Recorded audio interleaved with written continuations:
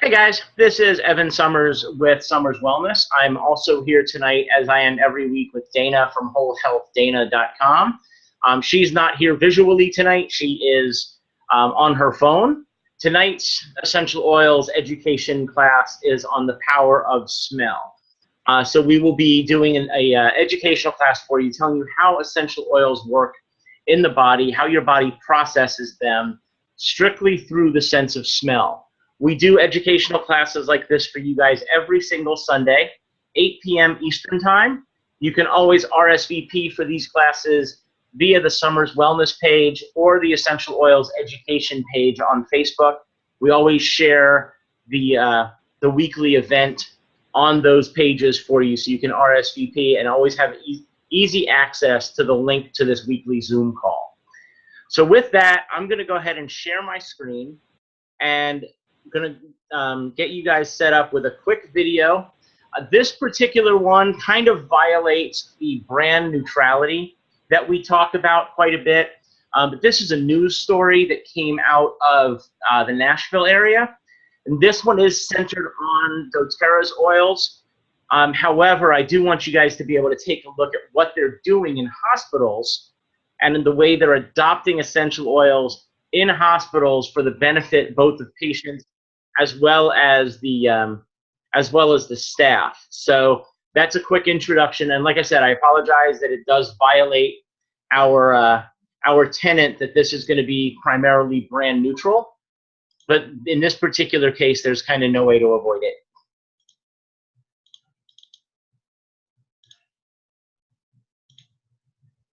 You're watching Fox 17 News at 9. Well, it's one of the most stressful jobs on the planet. But tonight, the doctors and nurses in Vanderbilt's emergency room are feeling calmer. As Fox 17's John Dunn reports, they're improving the mood and the smell at the same time. There's no denying hospitals have a certain odor. It makes you feel bad. Makes you feel sad. It brings back bad memories. Johnny got a death smell to it, I guess. I'd say a funeral home. But inside Vanderbilt's emergency room, People say it smells like dreamsicles. I've heard margarita. the hospital smell has disappeared. This diffuser is right now diffusing lime. Scattered around are several essential oil diffusers dispensing a therapeutic scent throughout the ER. It's very pleasant, fresh, clean. The ER's Wellness Committee decided to test the oils to not only improve the smell, but also the workplace. We wanted oils that would help decrease stress and increase energy. The results are dramatic. According to their survey of more than 100 ER staff members, before the oils, 41% of them said they were stressed out at work.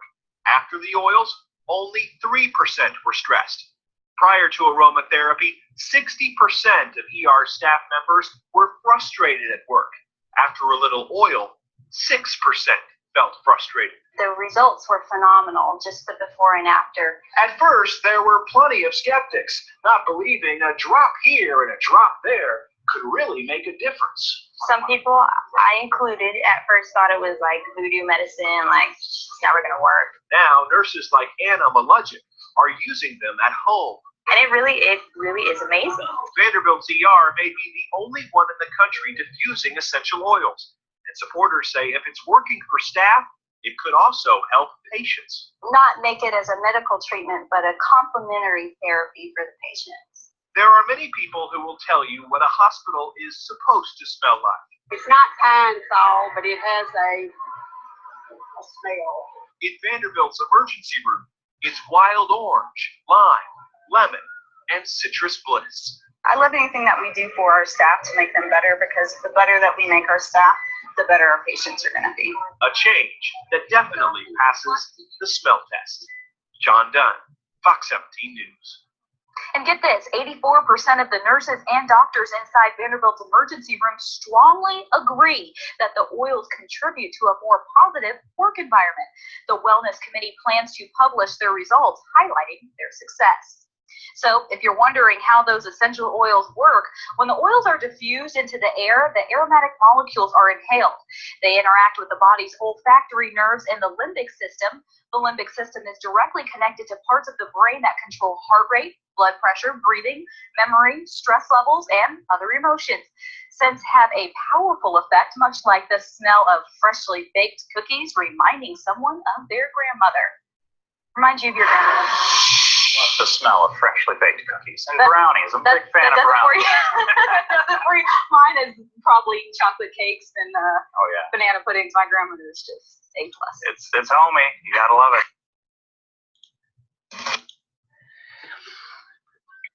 So that is a quick intro on how essential oils do work in the body and how they're being used at a hospital setting.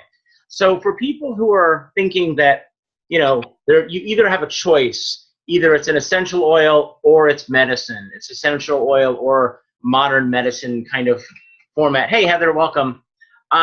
You can actually see that it can be used as a complementary type of an environment.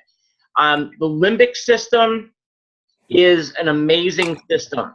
The way that our body operates is when you first inhale an essential oil through the nose, the tiny nerves in the olfactory bulb send an immediate signal to the brain. The olfactory bulb basically sits right behind what is known as the third eye.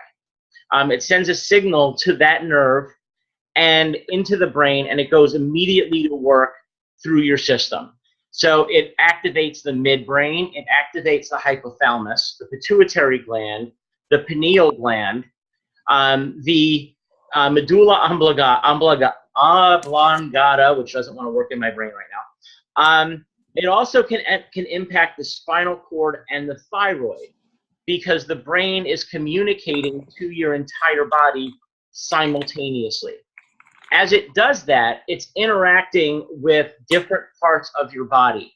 So as you inhale a particular scent, that scent is being impacted in different areas based upon what parts of your body feel the need to use the components of that particular essential oil. And to give you an example, because essential oils are so tightly tied to your history, to your emotions, and to your memories, as you inhale the aroma of an essential oil or any scent whatsoever, your body has a physical and emotional and intellectual response to that.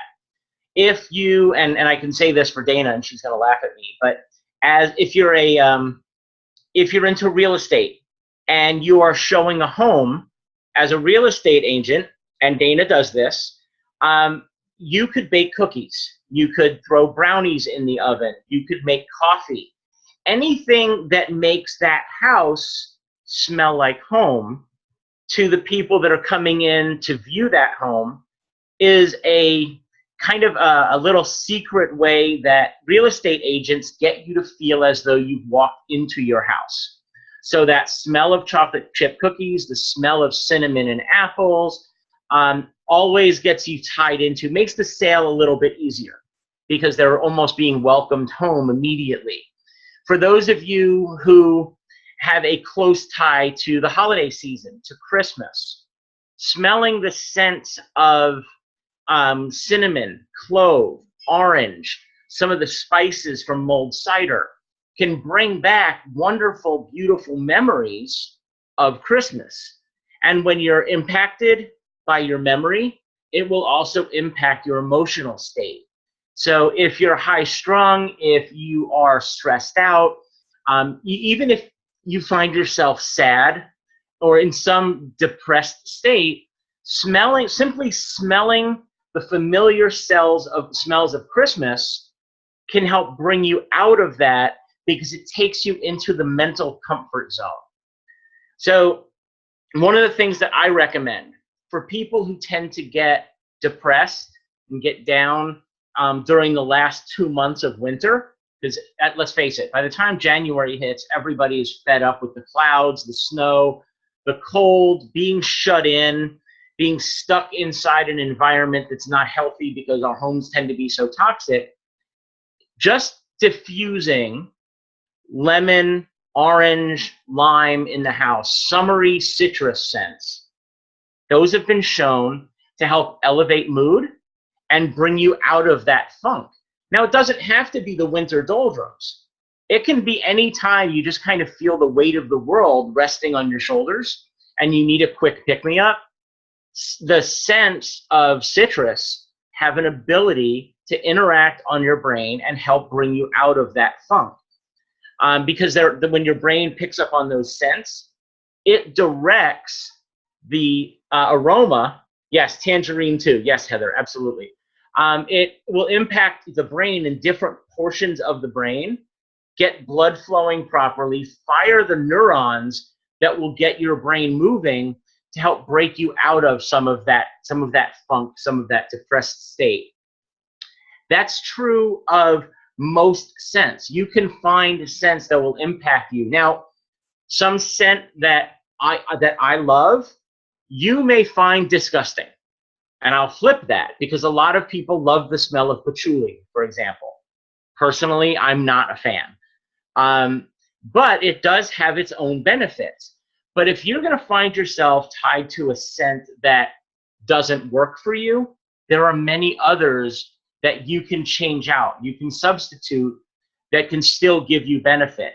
So I always suggest that you experiment, try out some different scents. Some things that are universally accepted as a universal idea. Heather, you and I are so alike when it comes to patchouli. But when it comes to certain scents, maybe there's a scent that in my history, I have bad memories that are tied to a particular scent that other people find uplifting or energizing. If I smell that particular scent, it's going to put me into a completely different emotional state than it would for you. So it's important to experiment with the different oils and different scents. A lot of people will absolutely love the smell of fresh cut grass. For some people, that can relate to a very traumatic childhood experience where that's the only chore that they got to do. So some people will not necessarily relate to that. So when you understand the way that the body reacts to a sense of smell, to the fact that you're smelling these oils, it can help you understand how you can experiment yourself and play with different scents. Now, one of the most important questions I get, and I get this quite a bit, is I've lost my sense of smell. I can't smell anything. Will essential oils still work for me? And the answer to that is absolutely 100% yes. Just because you don't consciously smell a particular smell, or just because your sense of smell is no longer properly functioning, it doesn't mean that the beneficial compounds in that essential oil are not still impacting the brain and the nervous system and the limbic system and still getting into the bloodstream. Your essential oil molecules, they are so tiny that their benefit can permeate the blood-brain barrier, and they permeate into the bloodstream to impact every single cell in your body. Within 2 minutes, just smelling essential oils for 2 minutes can impact every single cell in your body, whether you actively smell that smell or not. The difference here is if you no longer have a functioning sense of smell, it just means that you're not going to be able to tie the smell back to an emotion. So your emotional state may still be a little bit in flux because you're not impacting that based on memory, because you're not smelling anything directly. But your brain will still shift those molecules to the area that it needs it the most. And that's how your brain will then communicate through the rest of your body that will help impact your benefit. The other way that aromatic use of essential oils is beneficial, when you use an essential oils diffuser, you are basically vibrating your essential oils at such a high rate using an ultrasonic diffuser that it sends microscopic particles of essential oil into the air around you. Now, here's why that's important. Not only do you smell the oils, because obviously this is what we're talking about, right? We're talking about the smell of the oil. But more importantly than you smelling the oil, the microscopic particles are starting to permeate everything around you. So yes, you inhale them, but you also are getting microscopic particles of essential oil in your furniture, in your clothes, in the air around you, and so everything around you starts to become just, I won't say saturated, but saturated is kind of the direction I'm going, where it starts to permeate through the entire home. So you're purifying the air, you're helping to facilitate a healthier environment. This weekend I had a house guest, and within about an hour of being in our home, she commented to me out of nowhere that the environment here, the house, just felt welcoming. It just felt homey. It had a good energy. And I attribute a lot of that to the fact that we diffuse essential oils in 3 rooms of the house every single day, just to help keep the, we use them obviously in place of any air fresheners. We use them as surface cleaners. So we no longer have the toxic chemicals in the home, so we've converted to the aromatic use of oils. So while at the same time you're getting the microscopic particles on surfaces, they're also landing on your skin. They're landing on your clothes. So you're carrying them with you, so you're getting that added benefit that lingers long beyond the time that your essential oil diffuser has finished running. So that's where you're getting all of the great aromatic benefit, the power of smell, what it does for your system, how it can impact your mood, how it can impact your emotions is truly astonishing. For any of you who have used essential oils on the worst day possible, and you've used them aromatically, and have turned your emotional state around within the hour, you know exactly where I'm coming from. As Dana sits here having her dinner, she will tell you firsthand what she has seen with me. I had a day that she and I were broadcasting that was just a horrible day for me. It was one of those days where you just think you never should have got out of bed. And I came home and I basically vented to Dana. I don't want to do this broadcast. This is ridiculous. It's been a horrible day. Everything's gone wrong. I put on my diffuser. I put in a combination of peppermint, lime, and wild orange. And in 20 minutes, I was back into an emotional state where I could not only do our broadcast, but all the stress and pressure that I felt for the entire day, for how bad it was, had completely dissipated. And that's just my own personal story. For those of you guys that are watching, you may have your own. If you don't, I would ask that you develop one of those stories and then share it. Let us know exactly how that worked out for you. So with that, I'm going to go ahead and open it up for questions. Check the chat box. I don't see any questions that have come up in chat. If you guys want to ask any questions before we stop the recording, you can unmute yourself and go ahead and ask away. Dana, if you've got any questions that you want to throw out there, obviously feel free as well, and I'll throw it to you guys. You were talking about how essential oils, can you hear me? Yeah. Okay. How essential oils can permeate the blood-brain barrier. Can you explain a little bit better what the blood-brain barrier actually is? There's a membrane that helps protect the brain. And you know, Heather could probably actually answer this better than I can because she's involved a little bit more closely in the industry. But there's a membrane that helps protect the brain against attack. So it's a little bit thicker membrane that protects the brain against parasitic attack. It protects the brain against bacterial attack. And there are very, very few substances that have the ability to permeate beyond that membrane and directly affect and impact the brain and get into the bloodstream, both in and out of the bloodstream beyond that membrane.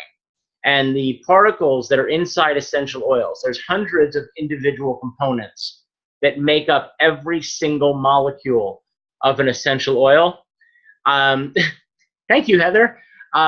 there are hundreds of components that make up an essential oil. They are so minute, they are so minuscule that they have the ability to permeate beyond that blood-brain barrier.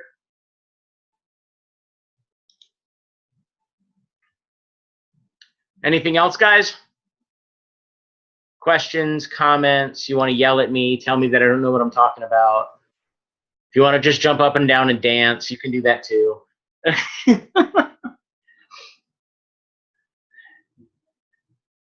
All right. So if there's no other questions, I'm going to go ahead and stop the recording. We'll set it up for an open Q&A.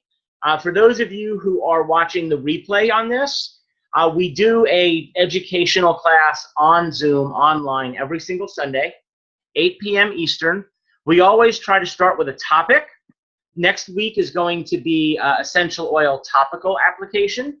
And then the week after that, we're going to cover internal use, the most controversial subject in the world of essential oils. So next week is topical. The week after that is going to be internal use. And then the week after that, we're going to let Dana take the forefront. We're going to do a DIY FYI. So we're going to throw that one to Dana so she can run that particular day. And I'm going to have the events up for all of those later this afternoon. One more time for Dana and myself, I wish you guys a fantastic evening.